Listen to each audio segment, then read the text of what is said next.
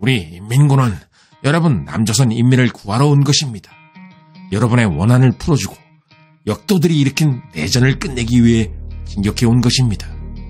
그런데 이 엄숙한 시기에 왜 남반부 인민들은 총 걸기를 하질 않습니까?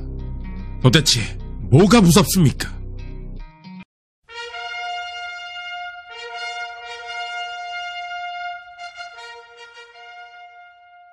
우리 대부분은 김일성이 6.25 전쟁을 일으켰다고 알고 있습니다.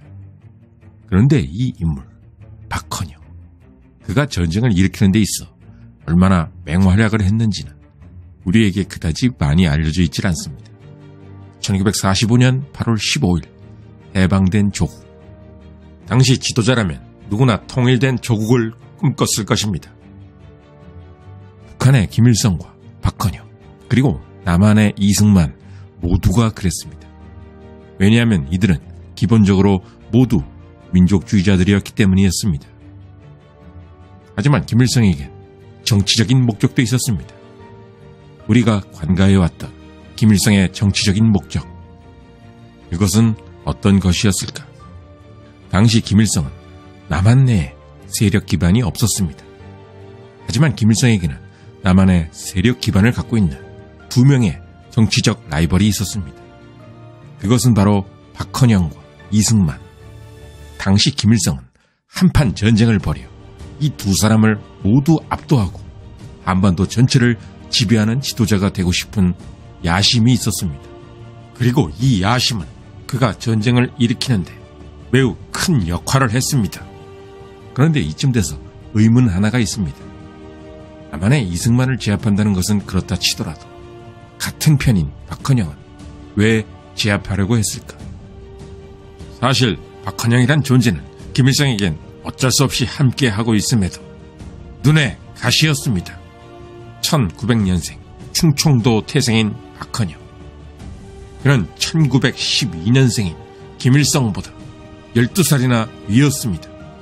일제 치하에서 박헌영은 공산당 관련 사건으로 총 3번에 걸쳐 10년 가까이 감옥에 있었던 경력이 있었습니다. 대변을 손에 쥐어 벽에 바르고 일본인 간수가 밥을 갖다 주면 밥은 그대로 두고 변을 먹었다라는 일화는 당대 사람들 거의 모두가 알고 있을 정도로 유명했습니다. 박헌영의 세력은 모두 남한에 있었습니다. 그러나 그는 1946년 10월 체포를 피해 평양으로 도망쳐온 처지.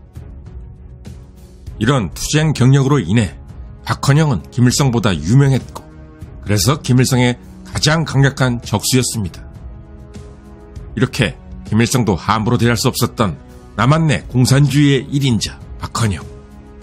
이런 이유로 1948년 9월 조선민주주의인민공화국이 수립되었을 때 김일성은 박헌영을 외상으로 임명할 수밖에 없었던 것입니다.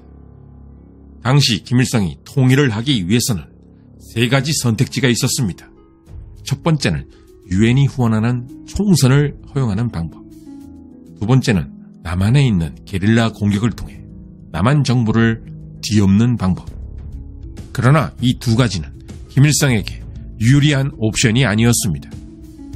박헌영은 남한 내 공산 세력의 대부. 사실상 그는 남한에서 김일성보다 더 유명했습니다. 따라서 첫 번째 방법인 유엔을 통한 전국 선거를 하게 된다면 박헌영이 당선될 확률이 컸습니다. 그리고 두 번째 방법인 박헌영이 이끌고 있는 남노당 세력의 체제 전복 활동을 통한 이승만 정권 타도. 이것도 역시 박헌영의 입지만 살려주는 일이었습니다. 게다가 1945년부터 1949년까지 소련의 스탈린은 김일성이 간청하는 전면전보다는 남한 내에서 체제 전복을 하자는 박헌영의 방법을 더 선호했습니다. 384는 평화로워야 한다. 그리고 북한인민군은 방어 목적으로만 존재한다. 남한이 먼저 북한을 공격할 때에는 무기 지원을 해줄 것이다. 이렇게 1949년까지 스탈린은 남한을 총공격하자는 김일성의 요청은 거부하면서도 박헌영의 제안은 우호적이었습니다. 그럼에도 불구하고 김일성은 남한 침공 계획을 포기할 수 없었습니다. 역시 그의 정치적 야심 때문이었습니다.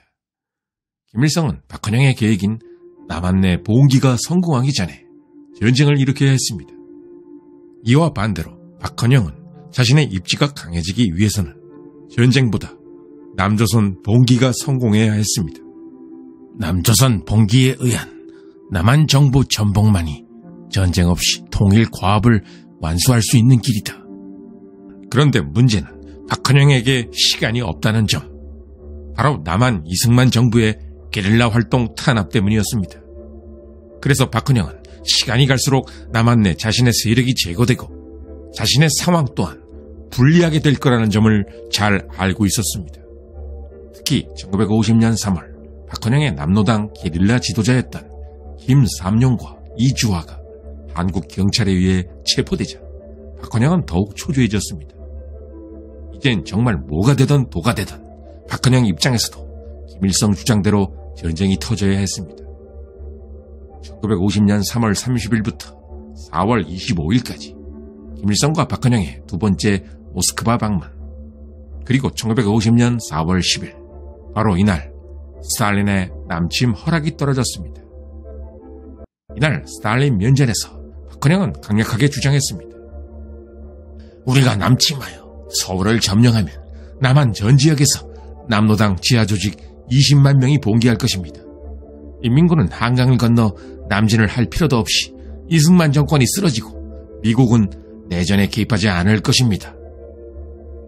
이렇게 스탈린의 남침 허락에 박헌영은 1등 공신 노릇을 했던 셈이었습니다. 하지만 이 두 사람은 각자 생각이 달랐습니다.